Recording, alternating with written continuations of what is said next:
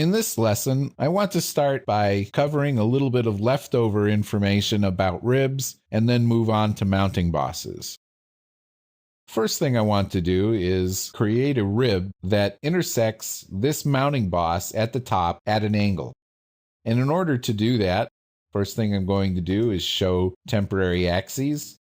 And the second thing is to create a new plane that's parallel to the right plane, but that goes through this axis.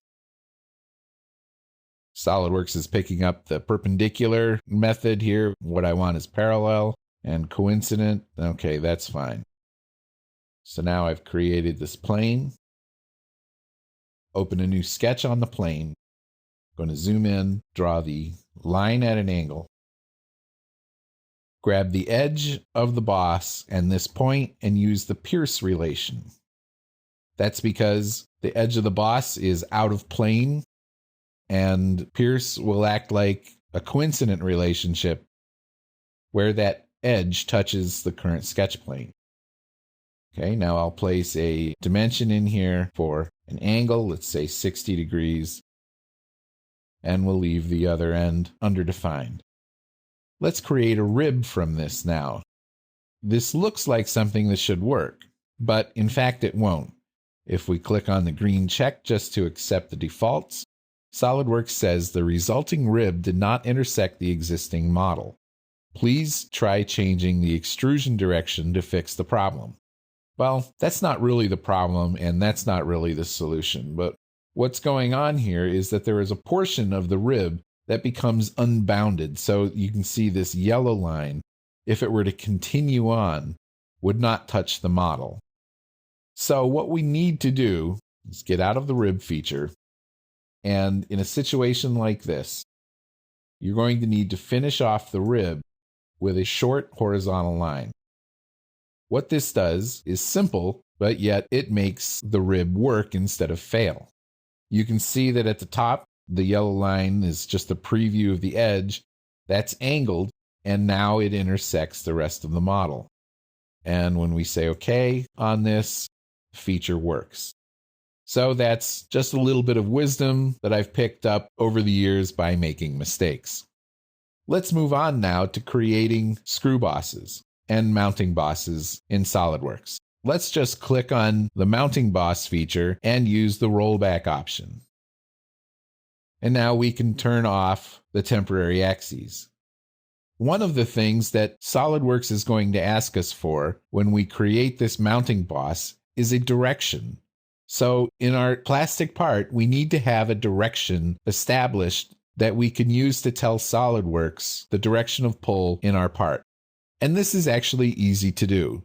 If you select the front plane and control select the right plane, these two planes intersect at a straight line.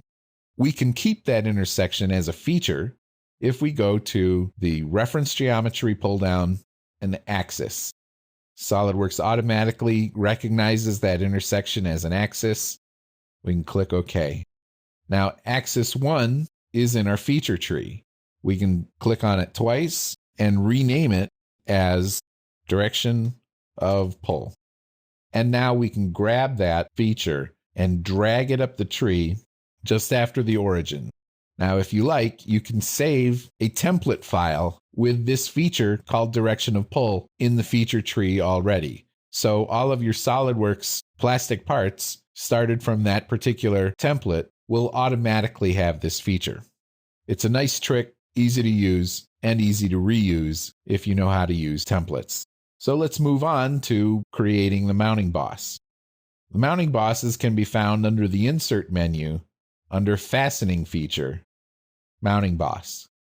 It's a good idea to read the instructions before starting a feature like this, and the message says, create a mounting boss by selecting a face. It doesn't tell you what the relationship of the face to the mounting boss is going to be, but it's a good place to get started anyway. To edit the location of the boss, dimension the center point after the mounting boss has been created. So that sounds a little backwards. We have to completely define the mounting boss and then go back and tell it where to be located. So this feature is a little bit goofy and probably not very well planned out. but it does work and it will save you some time over just doing it manually. In any case, let's go through the steps to make one of these features. The first selection box asks for a face or a 3D point. Well, we have a face. I want to put the mounting boss in this area. So as soon as we click on that, SOLIDWORKS automatically shows the default settings for the mounting boss. One thing I want to point out to you is that this is actually the beginnings of a screw boss. If you have used SOLIDWORKS in previous versions and you've tried to create a screw boss in previous versions, you know that it wasn't possible. So this is a new addition and one that wasn't very well documented, if at all. Notice that in the second panel, we now have a choice for hardware boss or a pin boss. It used to be that a pin boss was the only thing that was available, and if you wanted to create a screw boss, which they are calling a hardware boss, that you had to do all of this work manually. Now, they still don't have a selection for screw sizes here, so it's not connected to the Hole Wizard or the Toolbox add-on, but it's a beginning anyway. So you have to supply your own dimensions for your hardware, but SOLIDWORKS will get you part of the way before the bus drops you off in the bad side of town. So from here, the second selection box wants us to select a direction, and this is where our direction of pull comes in. So we'll go into the graphics window and select that. At this point, the mounting boss should have changed directions, but it hasn't. Okay, a little bit of a tweak here, and we can make it update the graphics. The third selection box, if we can get the tooltip up again, it's asking us to select circular edge to position the mounting boss. This applies only if you have a multi-body part or an assembly where the mating part and the mating boss, or a mating hole in any case, is already in position. In this case, we don't have that, so we're going to skip over that for now. The hardware boss or pin boss, let's use a hardware boss just because we can in this case. I'm kind of ecstatic to find this option now in 2013. And then we can go through and decide all of the dimensions for the boss height, or select a mating face from the other part in the assembly or the multi-body part.